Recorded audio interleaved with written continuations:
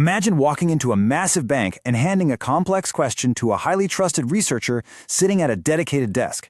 Now, they don't just guess the answer based on rumors they've heard around the water cooler. Instead, they open very specific, pre-approved books to find the exact, accurate information you need. Well, in Copilot Studio, that researcher is what we call the Generative Answers node. Technically speaking, this is the core mechanism for retrieving knowledge inside a specific conversation flow. And for your AB 620 exam, mastering how to configure this node, where to place it, and how it prioritizes information is absolutely essential to building secure, reliable copilots. So let's start by breaking down how the AI actually approaches generating these responses.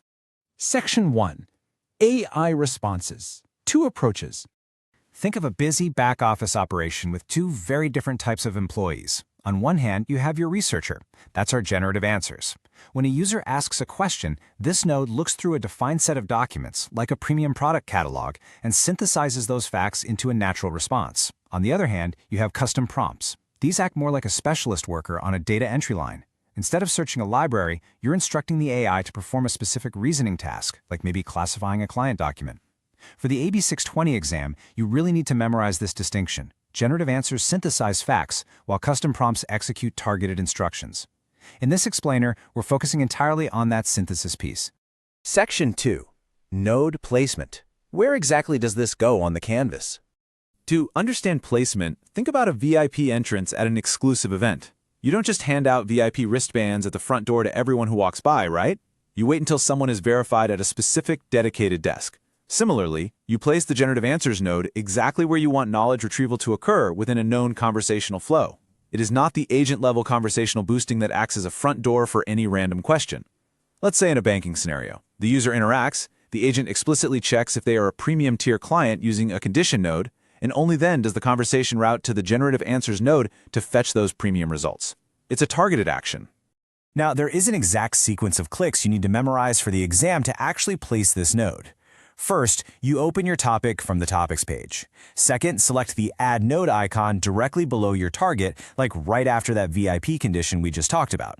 Third, point to Advanced. And fourth, select Generative Answers. Knowing exactly where this lives under the Advanced menu is a highly testable detail, so lock that in. Next up, let's look at how we feed data into this node once it's placed. Section 3. Configuring knowledge sources. Once you click Edit under Data Sources on your new node, you'll see a configuration pane pop up. Let's start with the standard sources. This is essentially like handing our researcher a specific stack of books. You can use AI General Knowledge, which allows the model to use its built-in brain without connecting to external data. You can use SharePoint, which, importantly, requires Microsoft Entra ID authentication and uses Microsoft Graph Search. Or you can use Documents, which are files uploaded directly to Dataverse. For example, a bank might use a tightly scoped SharePoint site specifically for their premium wealth management clients. That ensures the node's responses are kept totally scoped to that tier's content, rather than pulling from a generic investment library. But what if you need to pull from more complex external data pools? Listen closely to this one because it is a classic AB 620 exam trap. Sources like Azure OpenAI on your data, Bing Web Search, Bing Custom Search, and custom data provided by a Power Automate flow, you won't find those in the standard Knowledge Sources panel. Nope. To access these 4 specific options, you literally have to click and open the classic data pane. If an exam scenario asks you how to configure a Bing Custom Search instance, your correct answer absolutely must include selecting that classic data option. Okay, let's transition to the rules of priority. Section 4. Source priority and fallback mechanisms. Think of this dynamic like a local branch of a bank versus the corporate headquarters. If the local branch manager issues a specific operational policy for their local VIP clients, that local policy strictly overrides the general corporate policy. That is exactly how source priority works in Copilot Studio. When a Generative Answers node has its own sources configured, those node-level sources strictly override the global agent-level sources. The agent-level sources are just a fallback. They're used only when a node has absolutely 0 sources of its own configured. So because our premium tier node has its own specific SharePoint site configured locally, it will literally never surface standard agent-level investment products. The local rule always wins. This crucial point is summarized perfectly by a best practice quote straight from the documentation. Scope node-level sources to the specific knowledge domain. Basically, adding too many sources at the node level dilutes the relevance of your answers. If you give that local branch manager way too many corporate rulebooks to read, they're going to lose focus on the VIPs right in front of them. right? It produces much less focused answers.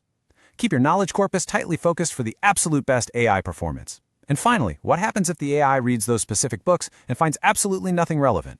Well, if no relevant content is found in your specific sources, the node does not automatically default to just guessing using general AI knowledge, unless, of course, you explicitly included AI general knowledge as a source.